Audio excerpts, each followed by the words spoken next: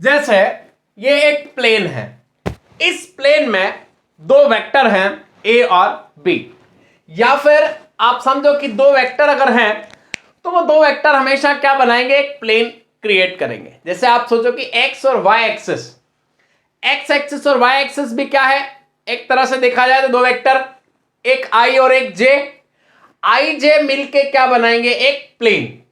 Okay, ऐसे ही अगर मैं ले लूं ये आई, ये जे और ये के, एक्स वाई और ये जेड, तो यहां पे एक प्लेन तो ये हो गया एक्स वाई आई जे से, एक प्लेन ये हो गया आई और के से, मतलब एक्स और जेड से, एक प्लेन इधर हो गया, ये किससे बना, वाई और जेड, जे और के से। तो कहने का मतलब है कि हमने आई जे के का ट्रायड जो देखा था, वेक्टर ट्रायड, वहां पे आप कोई भी दो वेक्टर कंसीडर करो तो अल्टीमेटली क्या बनता है, एक प्लेन। जैसे आई और जे आप कंसीडर करो, मैं आपको यहां पे बना के और सिखाता हूं, आई जे के, आप इसको सोच सकते हो ये एक्स एक्सिस, ये वाई एक्सिस और ये जेड एक्सिस। आप आई और जे दो वेक्टर ले लो, दो वेक्टर मतलब ये एक प्लेन बन गया।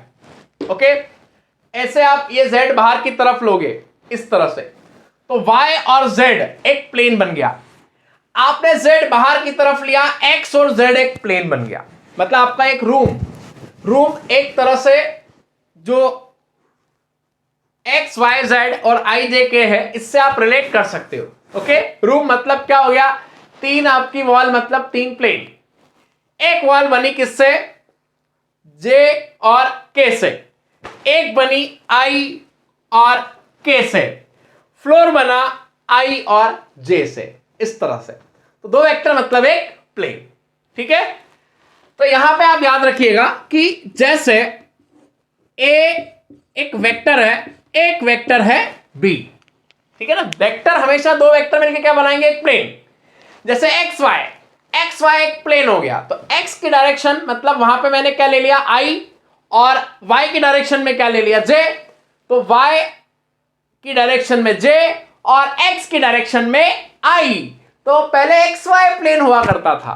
ओके, और अब आप सोचो तो आई और जे मिलके एक प्लेन बना रहे हैं, तो दो वेक्टर मिलके क्या बना रहे हैं, एक प्लेन। तो दो वेक्टर से एक प्लेन बनता है। अब अगर मैं ए क्रॉस बी करना चाहता हूं तो देखिए कैसे करते हैं, ए क्रॉस बी मतलब दो वेक्टर का प्रोडक्ट मैं वेक्टर भी डिफाइन कर सकता हूं। कैसे, ए क्रॉस बी, देखो A cross B, right hand thumb rule, आपने फिजिक्स से पढ़ा होगा और नहीं भी पढ़ा है तो याद रखना, राइट हैंड और ये थंब। तो आप ए क्रॉस बी कर रहे हैं, तो जैसे ए से कहां जा रहे हैं, बी की तरफ, तो आप फिंगर कहां कर्ल कर रहे हैं, ए से बी की तरफ, तो थंब किधर पॉइंट करेगा, बाहर की तरफ। ओके, तो यहां पे ए क्रॉस बी मैं बोलता हूं कि एक वेक्टर होगा, बिल्कुल होगा। अब ये ए क्रॉस बी जो वेक्टर होगा, इसकी डायरेक्शन कैसे और कहां आएगी, तो देखो कैसे आएगी, ए क्रॉस बी, ए से मैं कहां जा रहा हूं, बी की तरफ, फिंगर किधर कर्ल करूंगा, बी की तरफ, तो ये जो थंब है, ये थंब किसकी डायरेक्शन देगा, ए क्रॉस बी की डायरेक्शन देगा। मतलब दो वेक्टर का जो क्रॉस प्रोडक्ट होगा उसकी डायरेक्शन ए क्रॉस बी, ये outward. Okay, outward the plane, या फिर मैं बोल सकता हूं कि ए क्रॉस बी की जो डायरेक्शन है वो परपेंडिकुलर टू द प्लेन होगी। ओके, जैसे आप समझो कि स्क्रू होता है ना, स्क्रू, तो स्क्रू आप सोचो कि आप खोलोगे तो बाहर की तरफ खुलेगा, ऐसे आप स्क्रू खोलोगे तो वो बाहर की तरफ आएगा। ठीक है, तो समझ लो कि ए क्रॉस बी मतलब स्क्रू में खोल रहा हूं। अब अगर मैं उल्टा करता हूं, बी क्रॉस ए, आप देखो जब मैं बी को ए की तरफ ला रहा हूं तो फिंगर किधर कर्ल कर रहा हूं, ए की तरफ, तो थंब कहां जा रहा है, अंदर, तो बी क्रॉस ए की डायरेक्शन कहां होगी, इस प्लेन के अंदर। मतलब मैं स्क्रू को टाइट करूंगा तो मैं कहां जाऊंगा, अंदर जाऊंगा, टाइट करते हुए अंदर जाऊंगा और ढीला करते हुए बाहर आऊंगा। बोलो बात समझ में आ गई, स्क्रू खोलोगे तो बाहर आएगा, टाइट करोगे तो अंदर जाएगा। तो इस तरह से आप ए क्रॉस बी की डायरेक्शन निकाल सकते हो। तो ए क्रॉस बी की डायरेक्शन कहां होगी, परपेंडिकुलर टू द प्लेन, क्योंकि ए क्रॉस बी वेक्टर है और वेक्टर में डायरेक्शन होगी। तो ए क्रॉस बी हम कैसे लिखते हैं, ए बी और इसके बीच का एंगल थीटा है, तो mod A mod B sine theta into हम लिखते हैं एन कैप।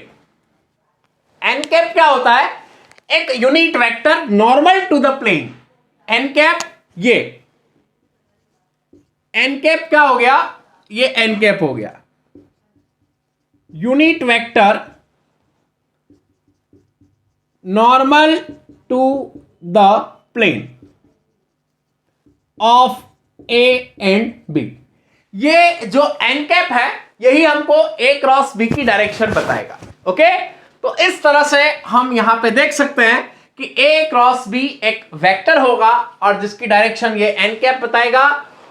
और किस तरह से ए क्रॉस बी, तो थंब आउटवर्ड, तो ये नॉर्मल है, ये बाहर की तरफ होगा, तो ए क्रॉस बी की डायरेक्शन कहां होगी, outward.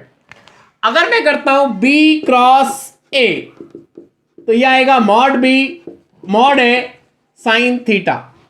B cross A, thumb कहां जा रहा है, अंदर की तरफ जा रहा है, तो यहां पे बाहर वाली डायरेक्शन को अगर मैं पॉजिटिव लेता हूं तो अंदर वाली को क्या लूंगा, नेगेटिव। तो इसलिए इसको मैं क्या लिख लूंगा, माइनस एन कैप। बाहर वाली को अगर मैं पॉजिटिव लेता हूं, डेफिनेटली अंदर वाली को क्या लूंगा, नेगेटिव, तो ये हो जाएगा माइनस एन कैप। तो ये एन कैप जो है वो यूनिट वेक्टर है, किसके, प्लेन का, जो नॉर्मल है वही है ये। एन कैप क्या है, ए और बी के प्लेन का नॉर्मल, और यही किसकी डायरेक्शन देगा, ए क्रॉस बी की डायरेक्शन देगा। और किससे देगा, राइट हैंड थंब रूल से हम इसकी डायरेक्शन निकाल सकते हैं। ओके, तो यहां से आप देख सकते हैं कि क्रॉस प्रोडक्ट हमेशा एक वेक्टर प्रोडक्ट होता है, क्योंकि यहां से आउटपुट वेक्टर आता है। ये देखिए 1 2 3 तीनों स्केलर है, लेकिन इनटू क्या है, एन कैप, और ये एक वेक्टर है और कहां है, normal to the plane of A B. Okay, तो इस तरह से आप ध्यान रखिएगा। थोड़ा सा एकदम इसको इमेजिन करना मुश्किल होता है, बट आप यहां पे जो मैंने आपको चीजें बताई उससे आप ये देख सकते हैं। ठीक है, तो एक चीज तो हमको यहां पे साफ साफ दिख रही है कि जैसे हमने स्केलर प्रोडक्ट में बोला था कि ए डॉट बी और बी डॉट ए दोनों सेम होते हैं, mod A mod B cos theta, mod A mod B cos theta. But यहां पे ऐसा नहीं होता, क्योंकि A cross B mod A mod B sine theta into N cap, और B cross A mod B sine theta into minus n cap. अगर मैं B cross ए करता हूं तो नॉर्मल अंदर की तरफ होगा, ए क्रॉस बी करता हूं तो बाहर की तरफ, और बाहर वाली डायरेक्शन अगर पॉजिटिव है तो डेफिनेटली अंदर वाली क्या होगी, नेगेटिव। तो इसलिए दोनों सेम नहीं हो सकते। और इसको देखते हुए मैं एक बात बोल सकता हूं कि क्रॉस प्रोडक्ट कम्यूटेटिव लॉ को फॉलो नहीं करता है। A cross B B cross A के बराबर नहीं आएगा, लेकिन A dot B B dot A के बराबर आया था। तो क्रॉस प्रोडक्ट कम्यूटेटिव लॉ को फॉलो बिल्कुल नहीं करता है। आप सोचिए कि इसीलिए तो हम इसका अलजेब्रा पढ़ते, हमने रियल नंबर पढ़ा, रियल नंबर से रिलेटेड जो भी चीजें पढ़ी, तो वहां पे हमको ये कम्यूटेटिव लॉ वगैरह पढ़ने की जरूरत नहीं पड़ी, क्योंकि जो रियल नंबर को फॉलो करता है वो इसको ऑलरेडी फॉलो करता होगा। पर जहां कोई हम यूनिक टॉपिक पढ़ते हैं, कोई नया कॉन्सेप्ट पढ़ते हैं, तो उसका अलजेब्रा हमको डिफाइन करना पड़ता है, जो कि हमने मैट्रिक्स में भी किया था। मैट्रिक्स का अलजेब्रा भी हमने डिफाइन किया था, प्रोडक्ट कैसे होता है, मल्टीप्लिकेशन, और उसके अलावा एडिशन कैसे होता है, कम्यूटेटिव लॉ को फॉलो करता है नहीं करता है, सारी चीजें हमने पढ़ी थी। सेम हम यहां भी पढ़ रहे हैं। तो चलिए आगे चलते हैं, इसको और एक्सप्लोर करते हैं। इसमें आप लेग्रांजे आइडेंटिटी याद रखिएगा, बहुत ही सिंपल है, कुछ नहीं है। देखिए A cross B mod A mod B sine theta into N cap. अब ए क्रॉस बी का अगर मैं मैग्नीट्यूड फाइंड करूं, mod A sine theta n cap और इस पूरे का मॉड, अब यहां पे मॉड ए, मॉड बी और ये साइन थीटा ऑलरेडी सब मॉड है। फिर इस एन कैप का भी मॉड कितना हो जाएगा, ये भी 1 हो जाएगा। तो अल्टीमेटली मैं क्या बोल सकता हूं कि ये देखिए ए क्रॉस बी का मॉड, ए क्रॉस बी का मॉड कितना हो जाएगा,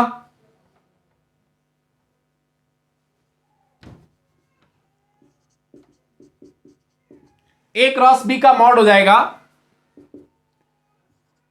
मॉड ए, मॉड बी और साइन थीटा। अगर मैं इसका स्क्वायर करता हूं तो यहां क्या हो जाएगा, mod A square mod B square sine square theta. और इसको मैं लिख सकता हूं ए क्रॉस बी के मॉड का square mod A square mod B square sine square theta को लिखा मैंने 1 माइनस कॉस स्क्वायर थीटा। अब देखिए ये 1 माइनस कॉस स्क्वायर थीटा, तो ए क्रॉस बी के मॉड का स्क्वायर, इसको मैं अंदर शिफ्ट करता हूं, mod A square mod B square और ये अंदर गया minus mod A square mod B square cos square theta. Okay, तो अब आप सोचिए कि ये क्या हो गया, mod A square mod B square और minus mod A square mod B square cos square theta. तो इसको आप लिख सकते हैं ए dot A, mod A square को मैं क्या लिख सकता हूं, A dot A, mod B square को क्या लिख सकता हूं, B dot B, minus mod A mod B cos square theta, इसको मैं लिख सकता हूं ए डॉट बी का square, A dot B into A dot B, A dot B होता है mod A mod B cos theta, तो इसको ऐसा लिख सकता हूं। और अगर मैं चाहूं तो इसको एक डिटर्मिनेंट वाला फॉर्म भी दे सकता हूं। ये आप सोचिए A dot A dot B, तो A dot A B dot B, A dot B B dot B. आप इस तरह से अगर डिटर्मिनेंट को भी सॉल्व करेंगे तो यही आएगा।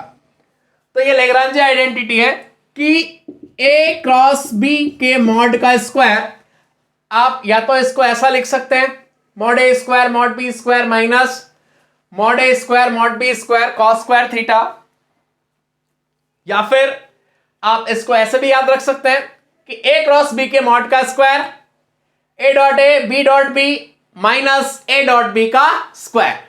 ये इसको मैं डिटर्मिनेंट के फॉर्म में भी लिख सकता हूं। तो ये हो गया ए क्रॉस बी के मॉड का स्क्वायर, और इसको हम बोलते हैं लैग्रांजे आइडेंटिटी, और इसको डिटर्मिनेंट के फॉर्म में भी रिप्रेजेंट किया जा सकता है, ध्यान रखिएगा। ओके, सिंपल है, कुछ खास नहीं है। चले आगे।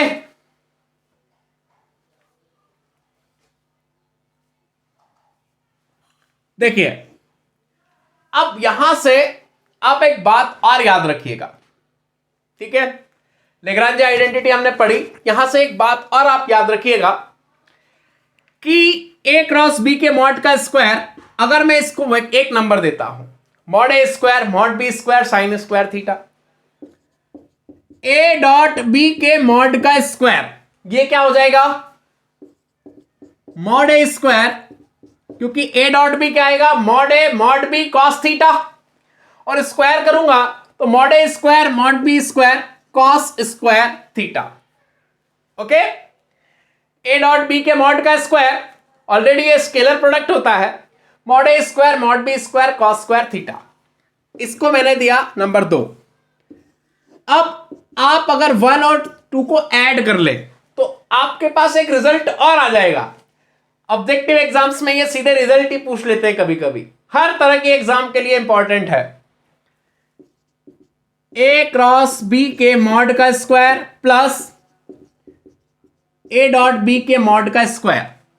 अब जब आप आरएचएस ऐड करेंगे तो क्या आएगा, mod A square mod B square और इनटू क्या बचेगा, cos square theta plus sine square theta. यहां साइन स्क्वायर और यहां कॉस स्क्वायर, तो अल्टीमेटली रिजल्ट क्या आएगा, ए क्रॉस बी के मॉड का स्क्वायर ए डॉट बी के मॉड का स्क्वायर बराबर mod A square mod B square. तो ये एक रिजल्ट और आप ये डॉट और क्रॉस के बेसिस पे निकाल सकते हैं।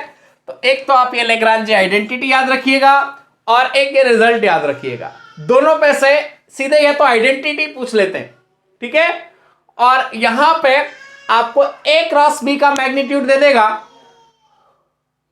ए डॉट बी का मैग्नीट्यूड दे देगा और पूछेगा यार मॉड ए मॉड बी कितना है, या सीधे ये आइडेंटिटी पूछ लेगा। तो ये आप ध्यान रखिएगा। ओके, तो चलिए अब हम क्रॉस प्रोडक्ट की प्रॉपर्टीज देखते हैं और आगे चलते हैं। सबसे पहली property, A cross B not equals to B cross A. A cross B कभी भी बी क्रॉस ए के बराबर नहीं होगा। व्हाट इट मीन्स, ये क्रॉस प्रोडक्ट कम्यूटेटिव नहीं होता है, जो कि मैंने आपको इसकी जो बेसिक डेफिनेशन बताई थी तभी मैंने आपको क्लियर कर दिया था कि cross product is not commutative but the scalar product is commutative. तो नॉट कम्यूटेटिव, बट अब सोचिए, मान लीजिए if A cross B equals to B cross ए।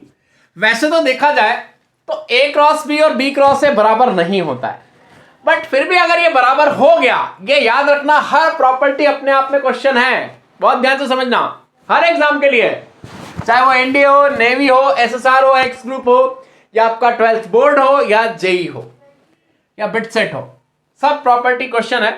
तो A cross B cross A बराबर है, तो if A cross B equals to B cross A, then कब होगी कि ए क्रॉस बी और बी क्रॉस ए बराबर है। आ गया, एक मिनट, इसको हम ऐसा नहीं लिखते, A cross B equals to B cross A. If ये होगा, कब होगा, if A parallel to B, A और बी पैरेलल हो और ए इक्वल्स टू 0 और बी इक्वल्स टू 0। मतलब ए क्रॉस बी और बी क्रॉस ए कब इक्वल पॉसिबल है कि या तो दोनों पैरेलल है। आप सोचो कि अगर दोनों पैरेलल है तो इस केस में इनके बीच का एंगल या तो 0 डिग्री होगा या फिर कितना होगा, 180 डिग्री होगा। तो उस केस में देखो, ए क्रॉस बी क्या होता है, mod A mod B sine theta और इंटू एन कैप। अब आप सोचो कि ये पैरेलल हुए तो थीटा कितना होगा, या तो 0 डिग्री होगा या कितना होगा, 180 डिग्री होगा। जो भी है, साइन 0 साइन 180 दोनों ही 0 होंगे। तो उस केस में ये ए क्रॉस बी क्या हो जाएगा, 0। मतलब पैरेलल है तो ये दोनों ए क्रॉस बी और बी क्रॉस ए 0 होंगे तो इक्वल होंगे, या फिर ए या बी दोनों में से कोई एक 0 हो जाए तो भी ये इक्वल हो सकते हैं, क्योंकि तो भी ये इक्वल टू 0 हो सकते हैं। अल्टीमेटली इक्वल होने के लिए दोनों को 0 होना जरूरी है। तो ये बात याद रखिएगा, ठीक है, कि ए क्रॉस बी क्रॉस से बराबर नहीं होते, बट आप बोल रहे हो कि बराबर है। तो ऐसा कब पॉसिबल है कि या तो दोनों वेक्टर पैरेलल है, एंगल 0 या 180 है, क्योंकि साइन 0 और 180 दोनों पे 0 होता है, या ए या बी दोनों में से कोई एक 0 है, ठीक है, तब जाके ये इक्वल होंगे। और इक्वल होंगे मतलब 0 होंगे तभी इक्वल होंगे। फिर एक और बात हम कर सकते हैं कि ए क्रॉस बी और ए डॉट बी सेम है। जैसे अगर आप ये सोचते हो क्या ए क्रॉस बी और ए डॉट बी सेम हो सकते हैं क्या, वैसे तो हो ही नहीं सकते, क्योंकि ये एक वेक्टर है और ये क्या है, एक स्केलर। तो स्केलर और वेक्टर सेम हो ही नहीं सकते। फिर भी अगर सेम है तो कब होगा, if and only if either a equals to 0 और b equals to 0। या तो a 0 हो या b 0 हो और both are जीरो या दोनों जीरो हो तभी ये पॉसिबल है, अदरवाइज ये पॉसिबल नहीं है कि ए क्रॉस बी और ए डॉट बी जीरो हो जाए। कब पॉसिबल है? जब ए और बी दोनों क्या है, नल वेक्टर है, या ए या बी दोनों में से कोई एक नल वेक्टर है, तभी ये इक्वल हो सकते हैं, अदरवाइज नहीं हो सकते। तो ये सारी इंपॉर्टेंट चीजें हैं, क्वेश्चन के फॉर्म में पूछी जा सकती है, आप लोग ध्यान रखिएगा। चलिए, हर लेवल पे ऑब्जेक्टिव में फिल इन द ब्लैंक्स अगर आपके किसी एग्जाम्स में आते हो, जेई और इससे इक्विवेलेंट जितनी भी एग्जाम से, इवन बोर्ड ने भी ये सब पूछ सकते हैं, तो एक एक पॉइंट आप ध्यान से पढ़िएगा। चलिए, अब अगर ए क्रॉस बी प्लस सी, एक मिनट, क्या लिखा है? ए क्रॉस बी प्लस सी लिखा है, ठीक है। तो इसको हम क्या लिख सकते हैं? ए का बी के साथ क्रॉस प्लस ए का सी के साथ क्रॉस, ए क्रॉस बी प्लस ए क्रॉस सी। तो इसको बोलते हैं हम distributive law. Follow cross product follows distributive, cross product distributive law को फॉलो करता है। ओके, ए क्रॉस बी प्लस सी, ए क्रॉस बी प्लस ए क्रॉस सी हम लिख सकते हैं, ठीक है। चलिए, फिफ्थ, अब बात करते हैं एसोसिएटिव लॉ की। ए क्रॉस बी क्रॉस सी, मतलब मैंने पहले क्या किया, ए और बी का क्रॉस किया, ठीक है। फिर जो रिजल्ट आया उसका किससे क्रॉस किया? सी से। और मैंने क्या किया, ए का किसके साथ क्रॉस किया? बी और सी के साथ। मतलब पहले मैंने यहां ए क्रॉस बी निकाला, उसका जो रिजल्ट आया उसका मैंने सी के साथ क्रॉस किया। यहां पे पहले मैंने बी क्रॉस सी निकाला, उसका जो रिजल्ट आया उसका ए के साथ क्रॉस किया। ओके, तो अब ये सेम आएगा या डिफरेंट आएगा? तो ये डिफरेंट आएगा। एसोसिएटिव लॉ को भी फॉलो नहीं करता है क्रॉस प्रोडक्ट। ओके, हम कुछ नहीं कह सकते, कुछ नहीं कह सकते मतलब वो इक्वल नहीं आएगा। तो क्रॉस प्रोडक्ट, ये याद रखना, क्रॉस प्रोडक्ट मैं पूरा लिख देता हूं, ठीक है, नहीं तो आप कंफ्यूज हो जाओगे। क्रॉस प्रोडक्ट एसोसिएटिव लॉ को भी फॉलो नहीं करता है।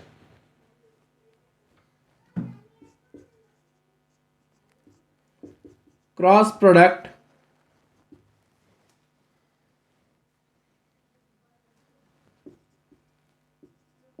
does not follows associative law। Cross product associative law को फॉलो नहीं करता है, ये बात आप याद रखिएगा, ठीक है। तो ये पांचों प्रॉपर्टीज जो मैंने आपको बताई, आप अच्छे से ध्यान रखिएगा। और इसके अलावा अब हम चलते हैं वेक्टर ट्रायड्स की ओर। वेक्टर ट्रायड्स मतलब आई, जे और ये के। इसके लिए आप याद रखिएगा, देखो ये आई, ये जे और ये के, ये देखो मैं इनको सर्कल में बना रहा हूं। सर्कल में क्यों बना रहा हूं ये देखना, देखिए आई क्रॉस जे, आप देखिए आई क्रॉस जे या आई क्रॉस जे के पहले मैं क्या बनाता हूं, आई क्रॉस आई, और इसके पहले आई क्रॉस आई के पहले ही हम एक एग्जांपल देख लेते हैं। ए क्रॉस ए, किसी वेक्टर का खुद के साथ क्रॉस करेंगे तो आप खुद सोचिए क्या आएगा, मॉड ए साइन जीरो, क्या आएगा, mod A sine zero into N cap. अब साइन जीरो वैसे ही जीरो हो जाएगा क्योंकि वेक्टर का खुद के साथ एंगल कितना होगा, जीरो। तो ए क्रॉस ए एक तरह से क्या आएगा, जीरो, नल वेक्टर भी आप बोल सकते हो। ए क्रॉस ए क्या आएगा, नल वेक्टर, ठीक है। तो इससे आप एक बात और बोल सकते हो कि अगर मैं आई क्रॉस आई करूंगा, जे क्रॉस जे करूंगा या के क्रॉस के करूंगा, तो ये सब की सब क्या आएंगे, नल वेक्टर आएंगे। आई क्रॉस आई, आई आई साइन जीरो एन कैप, या जे जे साइन जीरो एन कैप, के साइन जीरो एन कैप, तो सब खुद के पैरेलल होंगे, तो सबका क्रॉस क्या आएगा, जीरो। तो जैसा कि मैंने आपको बताया था कि डॉट प्रोडक्ट में दो परपेंडिकुलर वेक्टर है, तो दोनों का डॉट जीरो होगा, और क्रॉस में दो पैरेलल वेक्टर है, दोनों का क्रॉस जीरो होगा। यह बात आप याद रखिएगा, ठीक है। तो चलिए अब हम आगे बढ़ते हैं।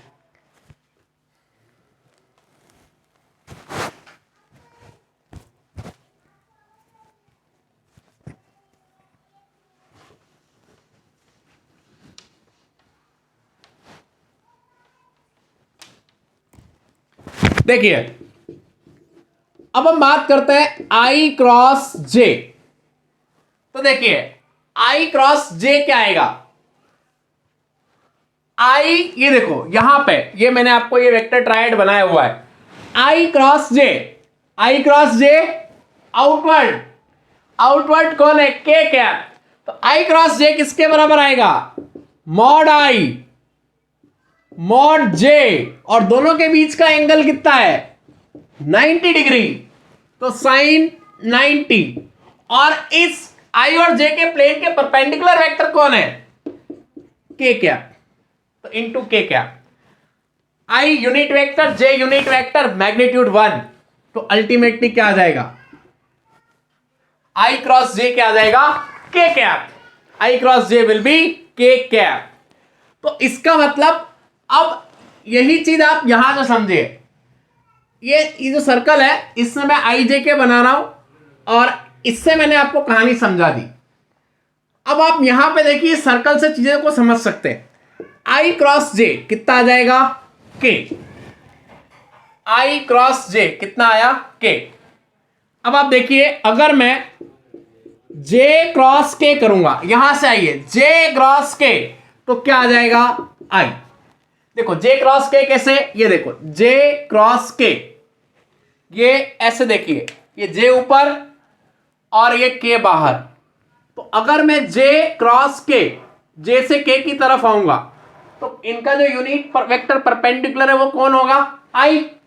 तो जे क्रॉस के क्या आएगा, आप देखिए मॉड जे मॉड के साइन 90, और इंटू क्या आएगा,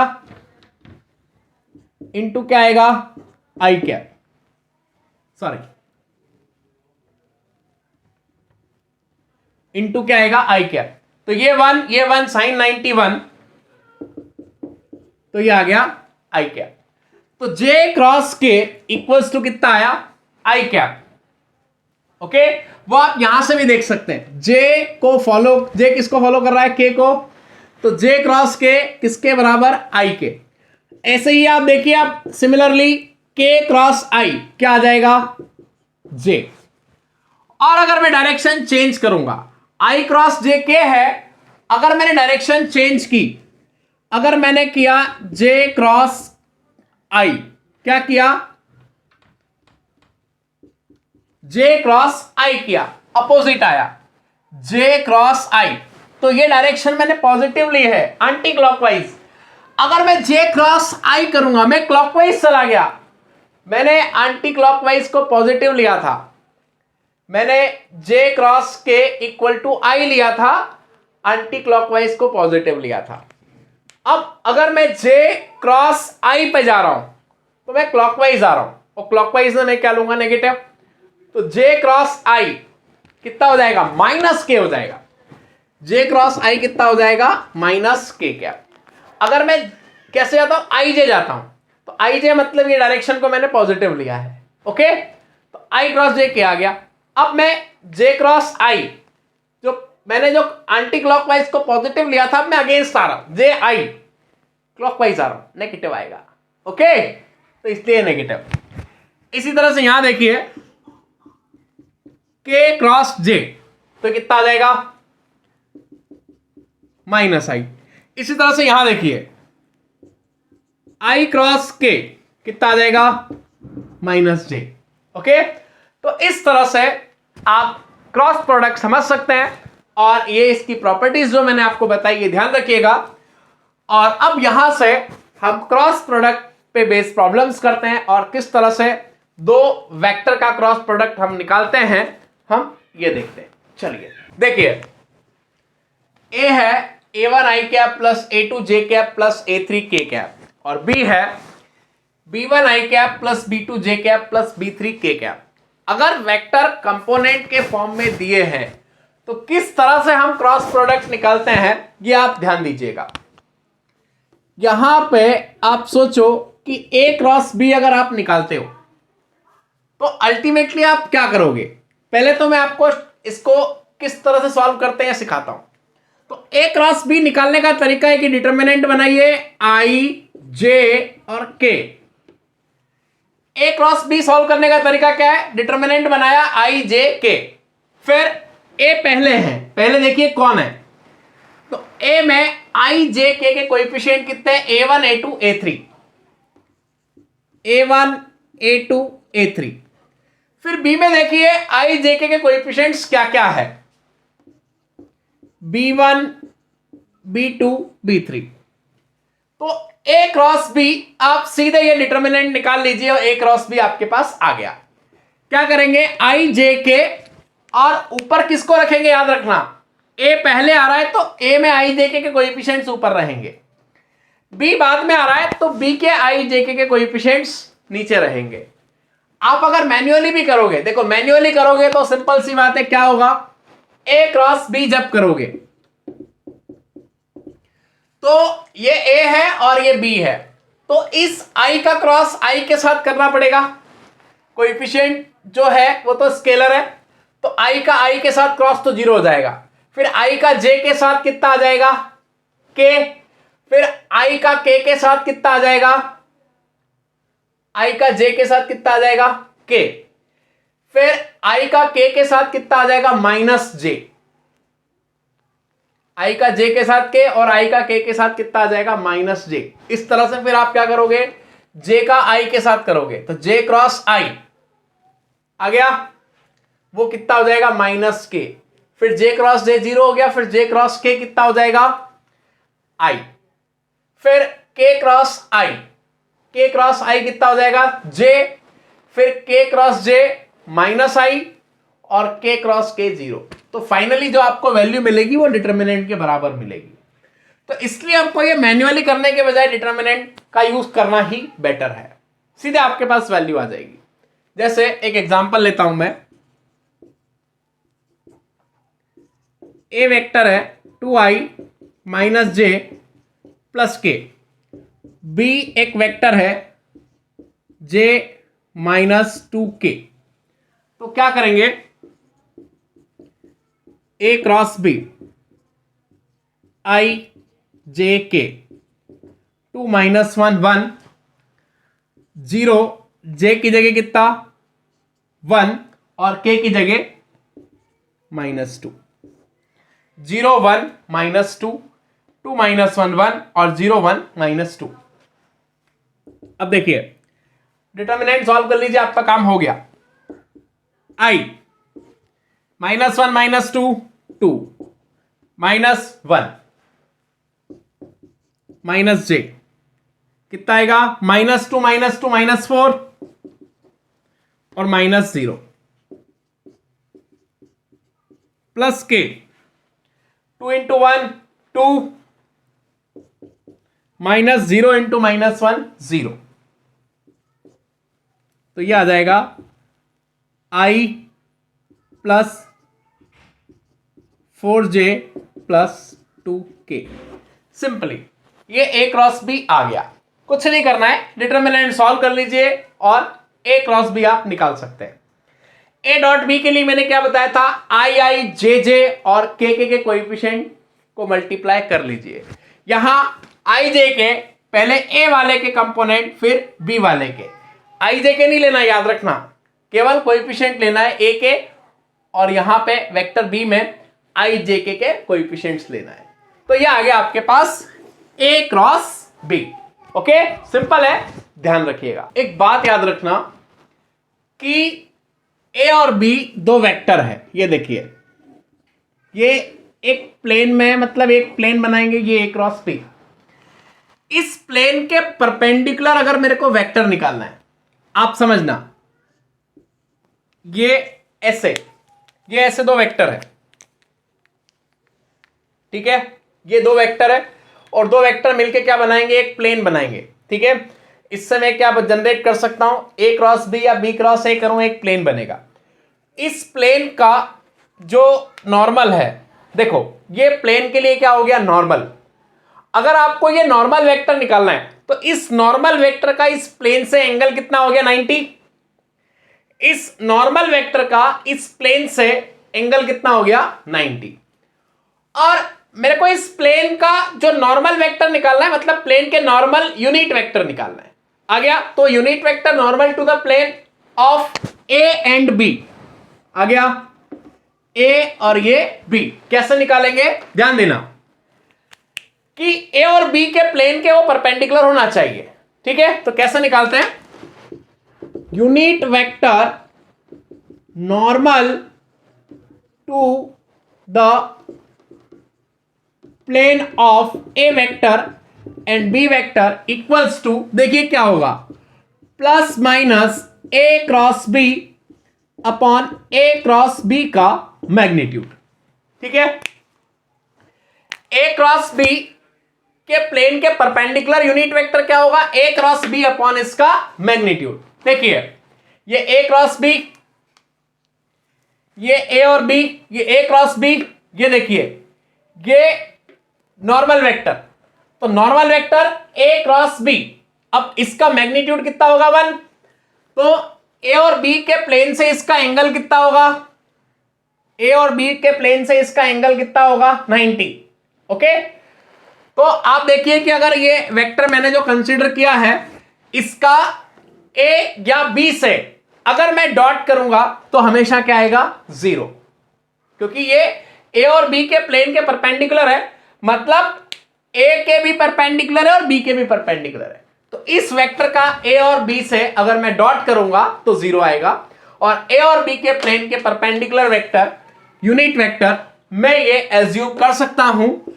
हर एग्जाम जो ऑब्जेक्टिव एग्जाम है या सब्जेक्टिव है, उसके लिए बहुत इंपॉर्टेंट क्वेश्चन है कि आपसे कोई बोले कि यार एक प्लेन है, कौन कौन किस किस से बना है प्लेन, दो वेक्टर से बना है। एक वेक्टर है, जैसे for example find a unit vector normal to the plane of 2i minus j and j minus 2k, इन दोनों के प्लेन के परपेंडिकुलर क्या निकालना है, यूनिट वेक्टर। तो आप समझो कि इसको मैंने क्या बोल दिया, ए वेक्टर, और इसको मैंने बोल दिया बी वेक्टर। तो इनके प्लेन के परपेंडिकुलर वेक्टर क्या हो जाएगा, देखिए unit vector normal to the plane of A and B, A cross B upon A cross B का मैग्नीट्यूड। तो मैं यहां पे ए क्रॉस बी फाइंड करता हूं, और साथ में प्लस माइनस। प्लस माइनस क्यों, क्योंकि आप सोचो कि इस प्लेन के जो परपेंडिकुलर वेक्टर आ रहा है वो बाहर भी हो सकता है और ऐसा कैसे ही अंदर भी हो सकता है, तो इसलिए क्या लूंगा, प्लस और माइनस, ठीक है। बाहर वाली डायरेक्शन मैंने क्या ली, पॉजिटिव, और अंदर वाली नेगेटिव, तो इसलिए दो पॉसिबिलिटीज है। अब ए क्रॉस बी निकालते हैं, तो कितना आएगा, आई जे के 2 -1 0, ओके, इधर 0 1 -2, ये आ गया। अब यहां पे इसकी वैल्यू क्या आ जाएगी, ए क्रॉस बी 2i जे माइनस जे, तो +4j, ओके, माइनस जे लूंगा, 2 टू द 4 -0, प्लस के कैप, तो ये आ जाएगा 2k कैप। तो a क्रॉस b कितना आ गया, plus minus 2i cap plus 4j cap plus 2k cap upon क्या आ जाएगा इसका मैग्नीट्यूड। तो इसका मैग्नीट्यूड कितना आ जाएगा, a क्रॉस b का magnitude 2 square plus 4 square plus 2 square, 16 plus 4 20 plus 4 24, ये रूट 24। तो ये एक यूनिट वेक्टर आ गया किसके, इन दोनों के जो प्लेन है उसका परपेंडिकुलर, ये यूनिट वेक्टर आ गया। आप इसका a या b से डॉट कीजिए, कितना आएगा 0। मैं आपको ऐसे ही बता देता हूं, इसका मैं a से डॉट करता हूं तो 2 टू 4 -1 और -4, तो 4 - 4 आ गया 0। अब इसका इसके साथ डॉट कीजिए j, तो 4 और -2 + 2 -4, 4 - 4 0। इसका a और b दोनों से डॉट कितना आएगा 0। ओके, तो इस तरह से आप दो वेक्टर के प्लेन के परपेंडिकुलर नॉर्मल वेक्टर निकाल सकते हैं। यह भी एक इंपॉर्टेंट क्वेश्चन है हर तरह की एग्जाम के लिए, चाहे जेई हो, बोर्ड हो, एनडीए हो, एक्स ग्रुप हो, बिट सेट हो। ओके, ध्यान रखिएगा। अब हम कुछ अच्छे क्वेश्चंस की तरफ चलेंगे और नेक्स्ट क्लास में चलेंगे। तब तक के लिए बाय बाय, टाटा।